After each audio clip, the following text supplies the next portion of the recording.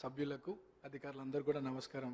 Speaker sir, first time మాట్లాడుతున్నందుకు చాలా హ్యాపీగా feel అవుతూ మీకు ధన్యవాదాలు తెలియజేస్తూ, గత 2 సంవత్సరాల క్రితం ఇదే సభలో గౌరవ ముఖ్యమంత్రి గారు ఒకానొక సందర్భంలో పేరు ప్రస్తావించడం, 2 సంవత్సరాల లోపే ఇక్కడ ఈ సభలో తోటి సభ్యుడిగా రావడం చాలా అదృష్టంగా గౌరవంగా భావిస్తూ అధ్యక్ష, మా సామాన్య కుటుంబం నుండి వచ్చినటువంటి నాకు ప్రజాసేవ కల్పించే అవకాశం కల్పించినటువంటి మా ముఖ్యమంత్రి గారికి, కాంగ్రెస్ పార్టీ పెద్దలకు ఈ అవకాశాన్ని స్వాగతిస్తూ మా ప్రాంత ప్రజలందరూ కూడా నన్ను ఆశీర్వదించి సభకు పంపించడం వల్ల అందరికీ కూడా మనసారా కృతజ్ఞతలు తెలియజేస్తూ, సార్ ఈ సభలో మాట్లాడే ప్రతి మాట ప్రతి అంశం కూడా ప్రజల జీవితాలతో ముడిపడింది కాబట్టి సభ గౌరవిస్తూ సభ మర్యాదలను పాటిస్తూ ముందుకు సాగుతానని, మా ప్రాంత ప్రజల యొక్క సమస్యలు పరిష్కరించడానికి గౌరవ ముఖ్యమంత్రి గారి ఆశీస్సులతో సలహాలు సూచనలతో మా ప్రాంత ప్రజల సమస్యలు పరిష్కరిస్తూ వారి సంక్షేమ అభివృద్ధి కోసం సాగుతాను ముందుకి,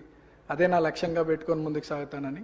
అట్లానే మా ప్రాంతంలో కృష్ణానగర్ అనే ఒక ఏరియా ఉంది సార్, దాదాపు 30-40 సంవత్సరాల నుండి అక్కడ వర్షాకాలంలో చాలా వర్షం వల్ల చాలా ఇబ్బందులకు గురవుతున్నారు ప్రజలు. మా మంత్రులు అధికారుల దృష్టికి తీసుకెళ్ళినారు, అది పని కొద్దిగా ఆలస్యం అవుతుంది, తొందరగా పూర్తి చేయాలని ఒకటి సభ ద్వారా కోరుకుంటున్నాను. అట్లానే హై టెన్షన్ లైన్స్ మా ప్రాంతంలో ఉండడం వల్ల 10ల సంఖ్యలో ప్రజలు చనిపోయినటువంటి విషయం పూర్వంలో, అది కూడా అధికారుల దృష్టికి తీసుకెళ్ళినారు. అది కూడా అండర్ గ్రౌండ్ కేబులింగ్ ఫాస్ట్గా చేస్తే ఆ ప్రాంత ప్రజలు సురక్షితంగా ఉంటారనేది ఒక సందేశం మీ ద్వారా అందిస్తున్నాం అధ్యక్ష.